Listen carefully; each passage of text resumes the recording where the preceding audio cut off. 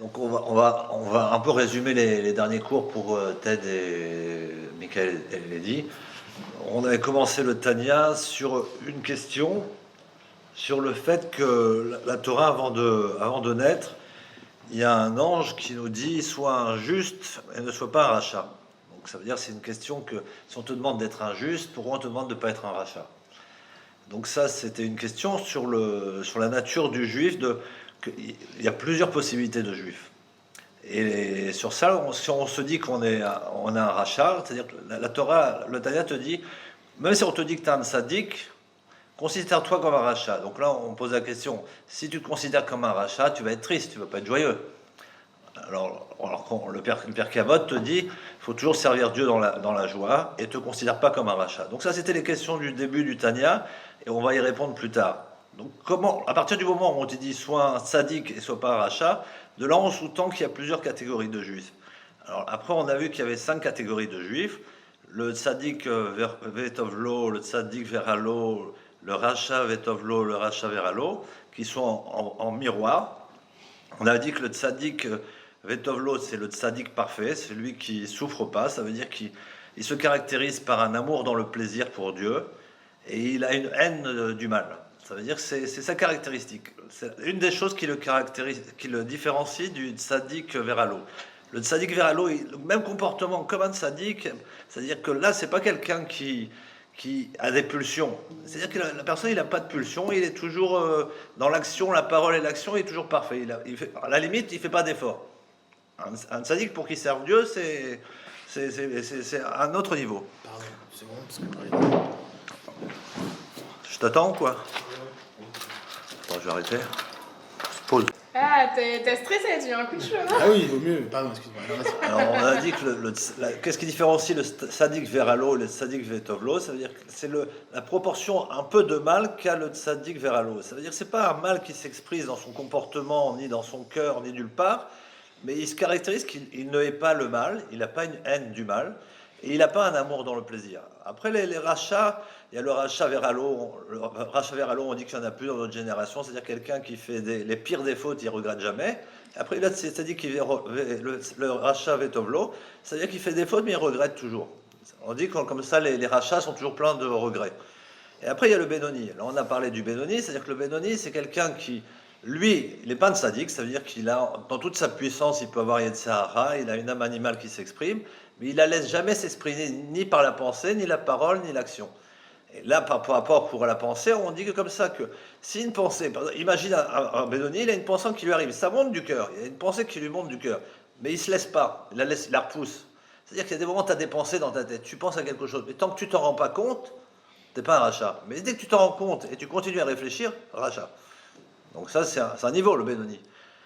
Donc après, on a parlé que le Benoni, il y a un Benoni qui sert Dieu, il y a un Benoni qui ne sert pas Dieu. Ça veut dire qu'il y a des Benoni, le mec il fait jamais de faute, il est calme, il a une nature. On dit qu'il a les humeurs noires. Il a aucune pulsion. Donc à ce moment-là, il ne sert pas Dieu, il ne fait pas d'effort. Et après, il y a le Benoni qui sert. On va même jusqu'au point, par exemple, que tu es au coin d'un marché et que tu as le cœur, le Yetzirah qui te brûle comme le feu d'un boulanger, mais tu ne fautes pas. Si tu fautes, c'est ta responsabilité. Tu n'as pas d'excuse de ne pas fauter. Mais si tu fautes pas, tu peux, c'est bien. Alors ça fait 6. Hein? Alors ça fait 6 catégories du coup. Non, 5. Ah oui, non, mais dans chaque catégorie, il y a celui qui sert Dieu et celui qui ne sert pas Dieu. Ça veut dire qu'à ce moment-là, il y a 10 catégories. Alors on dit, qu'est-ce que ça veut dire servir Dieu? À l'époque, le Tanya, il parle d'un exemple. Par exemple, à l'époque de la Torah orale, on étudiait la Torah orale 100 fois. Celui qui étudiait 100 fois, il ne servait pas Dieu. Il étudiait 101 fois, il servait Dieu. Après, on dit qu'un ânier, un âne, il était payé 1 zouz pour faire 10 parsa, il ne faisait pas d'effort. Mais il faisait 11 parsa, c'était 2 zouz. Parce que dès que tu sors tes habitudes, ça y est, c'est un effort. Donc ça veut dire que nous, pour servir Dieu, il faut toujours sortir de son confort. À partir du moment où tu es confortable, tu ne fais plus d'effort, tu ne sers plus Dieu. Donc il faut toujours chercher. Et l'effort est facteur d'évolution et le mouvement est facteur d'évolution. Donc là, on a été resté là. Après, le Tanya, il nous parle comme ça de Rabat. C'était un Gaon, c'était quelqu'un de grand. Et Rabat, il dit, moi, je suis un Benoni. Alors son élève Abaye, il lui dit, hé frérot, si toi, tu es un Benoni, tu laisses la vie à personne. Parce que si toi, tu es un Benoni, on est tous des rachats. Et bon, après, dans la Gemara, on dit que le rachat est considéré comme mort. Donc ça, c'est la question. Alors, le Tania, il pose la question, comment Rabat a pu se tromper? Ça veut dire que dans la faute, on dit que dans le Tania, on dit qu'il y a deux fautes qui est dur de pas qui est dur de pas fauter. Par exemple, tu reprends pas ton prochain. Tu reprends pas ton prochain, c'est un commandement négatif des Rabbanan. À ce moment-là, si tu reprends pas ton prochain, tu es fautif. Donc tu vois bien que ça, c'est des fautes qu'on peut arriver à faire si tu reprends pas ton prochain. Alors là, on a dit que prochain, c'est quelqu'un qui est au même niveau que toi dans l'étude. Ça veut dire quelqu'un qui a fait, même celui qui n'a pas fait le même niveau. Si tu lui dis quelque chose et il fait pas ce que tu as dit, à ce moment-là, tu le fais passer d'un niveau où il était inconscient, il était innocent, tu fais passer du niveau où il est conscient, et à ce moment-là, tu lui poses des problèmes. Donc maintenant, c'est toujours à savoir, est-ce qu'on dit quelque chose ou on ne dit pas. Ça, c'est le problème qu'on peut avoir. Tu vois que là, c'est un commandement négatif des Rabbanan, mais celui qui faute là-dessus, il est un rachat. Donc, après, on dit qu'il y a une autre faute. Par exemple, si tu as 5 minutes et tu ne dis pas la Torah, tu es un rachat. Alors, on voit pourquoi Rabat pouvait se tromper, parce qu'il avait que l'étude pour vie. Alors, il dit, moi, j'étudie tout le temps, je faute jamais, donc je suis un bédoni. Puisque j'étudie, puisqu'on dit que quand on étudie la Torah, le Sarara, il te laisse tranquille. On a dit que le roi David, qu'il était né un Shabbat, donc il devait mourir un Shabbat. Donc qu'est-ce qu'il faisait le Shabbat? Il étudiait la Torah tout le temps. Alors une fois, le Shatan, il a voulu lui casser la tête et il pouvait pas. Il pouvait pas. Alors une fois, il lui a mis un coup de vent dans l'arbre et David est parti voir et boum, il l'a pris. Donc on voit que Rabat, il faussait ni par l'étude, puisqu'il étudiait tout le temps, donc on comprend qu'il pouvait se tromper. Mais après, le Tanya, il te dit comment? Dans la Gemara, on voit que celui qui a un sadique, c'est celui qui a une moitié de faute, une moitié de bonne action. Et si par exemple, tu as une bonne action de plus que une mauvaise action, tu es en jugement, tu es sadique. C'est-à-dire, si tu passes un jugement, tu es en procès, à partir du moment où tu as gagné ton procès, tu es un sadique. C'est le sens figuré de la Gemara. Donc là, on se demande la question c'est-à-dire qu'un Benoni, on pourrait croire qu'un Benoni, c'est celui qui a autant de fautes que de mauvaises actions. Autant de fautes que de bonnes actions. Ça serait le Benoni dans la Gemara. Alors on se demande si c'est ça le vrai sens de Benoni. Tu comprends? Si c'est ça le vrai sens de Benoni, comment Rabat a pu se tromper? Il ne faisait pas de faute. Donc là, on arrive dans le Tanya, que le Benoni, c'est quelqu'un qui a une... Après, on va commencer qu'en fin de compte, pourquoi on a Yetzerara, pourquoi on fait des fautes? C'est parce qu'il y a deux âmes. Là, on va peut-être commencer dans le texte. Donc, alors maintenant, on a vu que Job, il a dit sur ça. Donc on a vu ce que c'est un tzaddik. Un tzaddik, c'est celui qui n'a pas de mal, qui n'a pas Yetzerara. Et le Benoni, c'est qu'il a les deux forces. Il a Yetzerara, il a une âme animale, mais il ne laisse jamais s'exprimer. Alors maintenant, c'est injuste. Pourquoi toi, tu es un tzaddik? Pourquoi toi, tu es un rachat? Pourquoi toi, tu as un combat et toi, lui, tu n'as pas de combat? Alors Job, il dit une déclaration dans Baba Batra, maître de monde, tu as créé des tzaddikim et tu as créé des réachaïm. Ça veut dire qu'il a créé comme ça. Toi, tu es un tzaddik. Alors là-dessus, il y a une question. Comme on a vu au début, que rien n'est décidé. On a le libre arbitre. C'est-à-dire qu'on a le libre arbitre. Il n'y a pas une question que toi, tu ne peux pas devenir un tzaddik. Ça veut dire que si tu fais un effort, tout est entre les mains de Dieu, sauf la crainte de Dieu. Donc on peut devenir des tzaddikim. Donc maintenant, on a pu comprendre où j'en suis. Donc on a pu comprendre que la nature essentielle, comme le Tanya il dit que la maout du niveau de Benoni, c'est pas le fait d'avoir moitié de faute, moitié d'action. Un Benoni, il peut être sans faute. C'est-à-dire un Benoni, c'est celui qui a jamais fauté. Il n'a jamais fauté. Il n'a jamais fauté. Après, on te dit pourquoi il n'a jamais fauté. Alors quelqu'un qui fait teshuva, il n'est pas Benoni. Ça veut dire qu'au moment où il a fait teshuva que comme s'il n'avait pas fauté. Vous comprenez?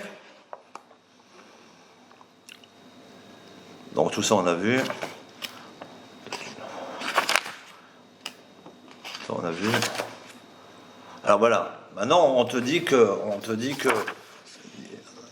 il y a un récit de Chaim Vital, c'est celui qui était l'élève du Harizal, et le Harizal n'a rien écrit. Il est parti très tôt, et c'est son élève, le Chaim Vital, qui a tout écrit. On dit comme ça que Chaim Vital et Harizal, ils étaient destinés pour se rencontrer. C'était des Gilgulim qui étaient destinés pour se rencontrer. Et lui, il a dit qu'à savoir que chaque juif, tzaddik ou rachat, possède deux âmes. Et comment on sait qu'il possède deux âmes? Parce qu'il y a un verset, dans je ne sais pas où, c'est marqué, un verset qui dit « Et les neshamot, les âmes au pluriel que j'ai faites ». Ça veut dire que Dieu, il dit les neshamot au pluriel. C'est-à-dire qu'il aurait pu dire la neshama que j'ai fait, le nefesh que j'ai fait. À partir du moment où il utilise un pluriel, ça fait allusion qu'il y a deux âmes et forces vitales qui sont dans l'homme. Donc il y a une âme, maintenant on va expliquer ça un peu, il y a une âme qui est issue de la klipa. Alors la klipa, c'est les forces du mal. Alors là, on rentre là-dedans, Dov. C'est ton cours, hein. Moi j'écoute. Il apprend. J'apprends. Ça veut dire que il y a deux choses. Tu as une lumière qui brille, et elle est brillante de nature, elle est brillante. Elle est brillante. Elle est brillante, sa nature c'est de briller. Ça c'est la Gdusha. Après il y a une lumière qui brille, mais tu vois bien que dans sa lumière il y a un peu de...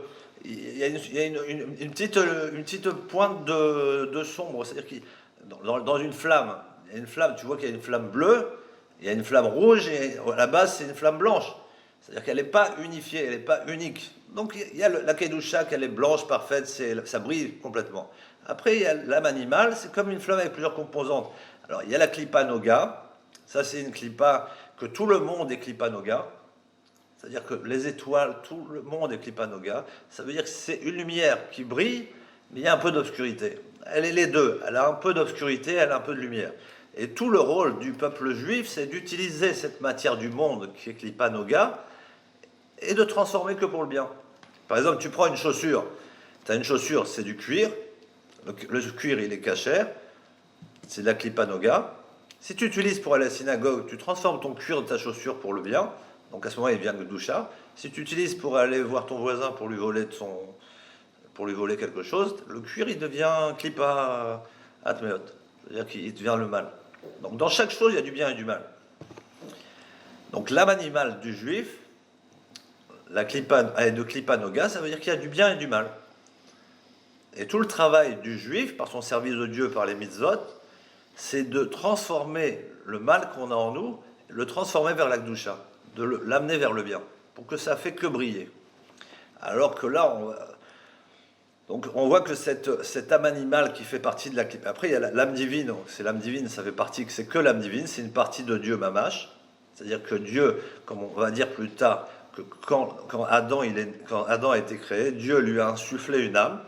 Et là, on dit que, par exemple, on dit que toute la création est créée par la parole de Dieu.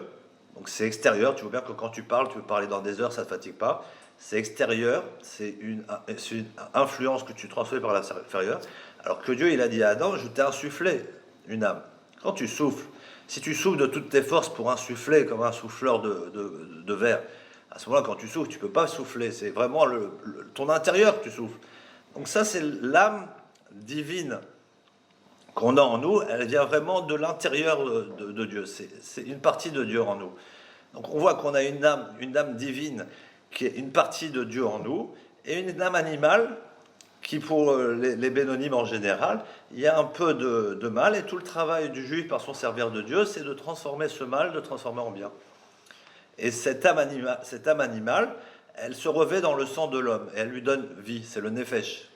Et on dit qu'il y a un aide, qu'au-dessus du sang, il y a une petite vapeur, et c'est là que l'âme animale est en contact avec Où ça? le aide. Tu sais, il y a une petite vapeur sur le sang. Il y a une petite vapeur, et c'est là, c'est le siège de l'âme animale. Alors, on dit que, par exemple, pour un juif, il y a des traits de caractère qui lui sont naturels. Alors, ces traits de caractère sont, par exemple, qui viennent... Parce que toute création, tout le monde entier, toute la nature, tout le truc est composé de 4 éléments. Il est composé du feu, du vent, de l'eau et de la terre. Ça, c'est la composition de tous. Et même dans les sciences, on dit qu'il y a 4 éléments, et il y a le 5e élément. C'est lui qui les retire, qui les lie et tout. Donc il y a 4 éléments. Donc dans l'âme animale du juif, il y a ces 4 éléments. Donc il y a une composition mixte, c'est-à-dire qu'on est un mélange de ces 4 éléments. Alors par exemple, à savoir la colère et la fierté, c'est l'élément de feu. C'est-à-dire quelqu'un qui se met en colère, ça veut dire qu'il a une grande proportion de feu en lui. Alors est-ce qu'il est responsable? Non, il n'est pas responsable. C'est ça que tu te rends compte, c'est qu'en fin de compte, beaucoup de choses, tu n'es pas responsable. C'est comme ça que Dieu t'a créé. Et tout ton travail, c'est de faire avec ta composition, d'avancer. Après, il y a l'élément d'eau, une composition et une partie d'eau. Tu prends une bûche, tu le brûles. Qu'est-ce qui va se passer? Il va y avoir une fumée qui va monter. Il y a une vapeur d'eau qui va se mettre sur le bois et il va te rester de la terre. Et puis tu as du vent qui sort. Donc tout est constitué d'eau. Donc l'eau dans l'âme animale, c'est les plaisirs. Donc les plaisirs, tu vois, on dit pourquoi l'eau est associée au plaisir. Parce que quand tu fais pousser des fruits, l'eau est la source de tous les fruits. Et les fruits, c'est associé au plaisir. Après, il y a le vent, c'est la frivolité, la raillerie, la vantardise. Et après, il y a la paresse et la mélancolie qui sont la terre. Donc ça, c'est la nature de l'âme, du nefesh que qu'on a en tant que juif. Ça veut dire que tu te rends compte que c'est ça que tu t'apprends. Comment tu vas juger un juif? Comment tu vas regarder mal un juif? Tu sais pas, peut-être que lui, la vérité, il a que du feu. Il a que du feu. Il s'énerve pour tout, il se prend la tête pour tout. Qu'est-ce que lui, toi, t'es que de la terre. Toi, on peut pas te bouger. Toi, tu t'es feignant, tu t'arrêtes. Comment tu vas le juger? Tu t'es mis à sa place, t'as déjà vu? On est que du mal en fait. Non, ça c'est l'âme animale. Ah oui, d'accord, je me dis, il n'y a que ça. Non, mais l'âme animale, ça c'est la partie Klipa Noga, mais il y a du bien, il y a du bris. Tu vois par exemple un juif, comme il est de la Klipa Noga, il y a une nature naturelle de faire le bien, d'être gentil, d'être bon. C'est une nature naturelle. C'est quelque chose de naturel. Non, tu sais, c'est naturel. Alors, quelqu'un qui est un juif qui est bon, il ne sert pas Dieu, c'est sa nature. Tu as été constitué comme ça. Pas de mitzvah. Tu fais pas de mitzvah. C'est pas que tu fais pas de mitzvah. Tu fais des mitzvahs. Tu fais des mitzvot, mais t'es pas. Tu vois, comme il dit, Si tu fais pas d'effort, de cette âme animale sont également tous les bons traits inhérents au caractère de chaque juif, comme la compassion et la bienfaisance. Ouais, c'est ça, ouais. Alors maintenant, on va bientôt finir ce chapitre, donc on va aller jusqu'à la fin de ce chapitre. Donc comme on a dit, cette âme animale qu'on a en nous, elle fait partie elle a une partie de bien et une partie de mal. Et cette partie de bien et du mal vient de l'arbre, de la connaissance du bien et du mal. Parce quand Adam est né, le bien était séparé, le mal était séparé. Tout était séparé. Après, il y a une bonne femme qui est arrivée, c'était la fin. Après, quand il y a eu la faute d'Adam, quand il y a eu la faute de l'arbre de la connaissance, qu'est-ce que ça a causé, cette faute-là? C'est que ça a mélangé le bien et le mal. Ça veut dire, tu sais que les Chinois, quand ils font le yin et le yang, c'est pas une bêtise. Dans le bien, il y a du mal, dans le mal, il y a du bien. Et d'ailleurs, j'ai entendu une très bonne blague à ce sujet. Il a dit les deux choses qui vont faire un peu la blague, c'est Adam et Ève et les Chinois. Si Adam et Ève, ils avaient été Chinois, ils auraient bouffé le serpent et on serait pas Mais tu sais que c'était pas un serpent. Ouais, je sais, mais c'est dans le truc.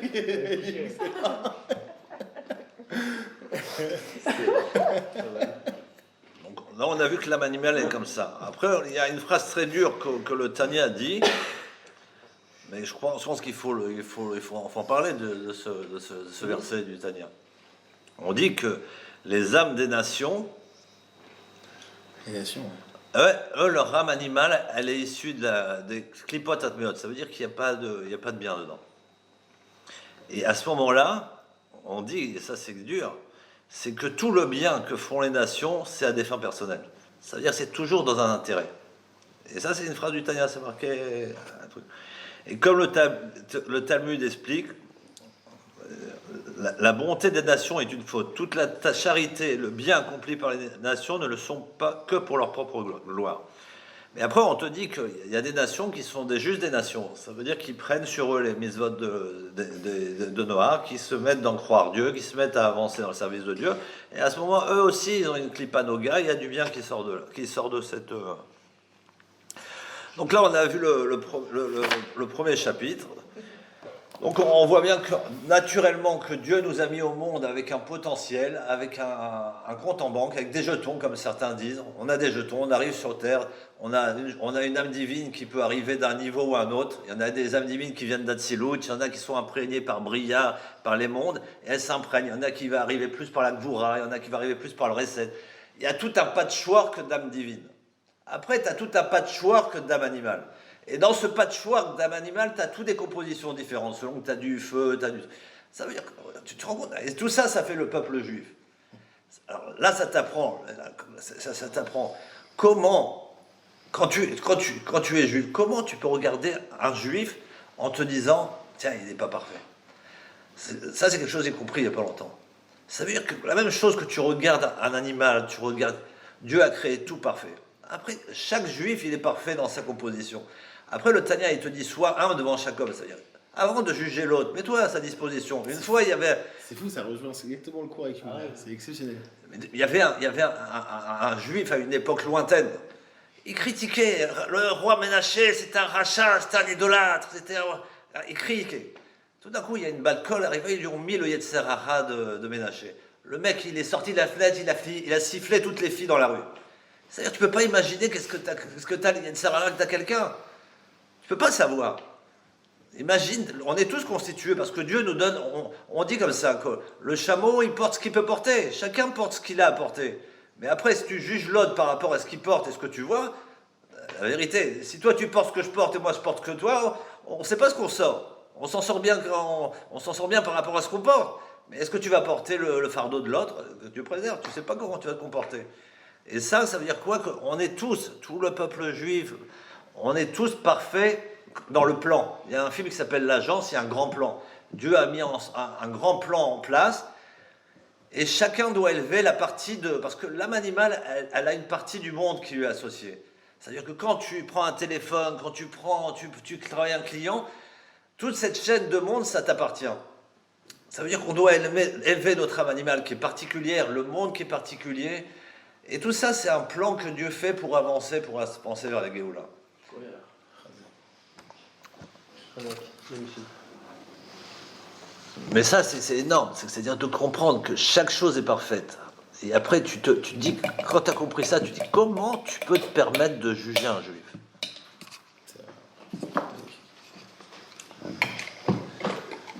Faire qu'un vote.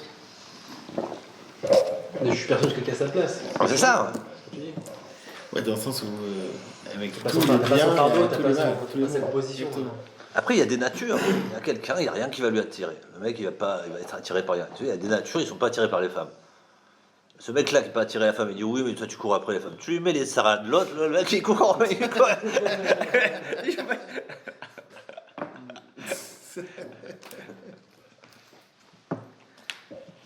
On a fini un chapitre déjà, on a fini quelque chose. Un chapitre. Enfin, un chapitre. Hein. Sur combien? Sur 53. Il y a 53. Il y a 53 chapitres dans l'Écoute à Marie, mais c'est ce qu'on a commencé. Et 53, ça fait allusion à Gan, Gimel, Nun. Comme dans la Torah, il y a 53 parachiotes. Ça veut dire que quand tu te plonges dans ce premier livre du Tanya, où tu te plonges dans les parachiotes, tu peux arriver au Gan. Tu peux arriver. Et dans la Torah, on te dit qu'il y a le Pardes. C'est quoi le Pardes? C'est le Pshat, Remez, Drouche, Sod. Ça veut dire c'est quand tu baignes dans tout. Hein? Remez? D'accord. T'as pas fait que le premier chapitre de... Non, il a fait le remake T'as du... pas- y a pas- tout ce que tu as dit là, c'est pas que dans le premier chapitre. Non, c'est dans le Non, troisième. je développe. Dans les mots les plus proches. Alors il y a 53, c'est Pardes. Alors on dit qu'il y en a 4 qui sont rentrés au Pardes. Il y a un tel qui est rentré au Pardes, il n'est jamais ressorti. Il est sorti, il était fou. Il y en a un qui est devenu Acher, qui a tout lâché. Et Rabbi Akiva, on dit, il est rentré en paix, il est sorti en paix. C'est-à-dire que pour entrer dans tous les sens de la Torah, le Sod, tout ça, la Torah, c'est un feu. Ça va, Dom? Moi, j'ai acheté des poireaux et des pommes de terre, je vais faire une soupe. C'est bien. T'as acheté déjà? Ouais. C'est le sol. Ça, c'est C'est le sol, c'est secret. ça, c'est la terre. Non, c'est l'eau, ça. C'est l'eau.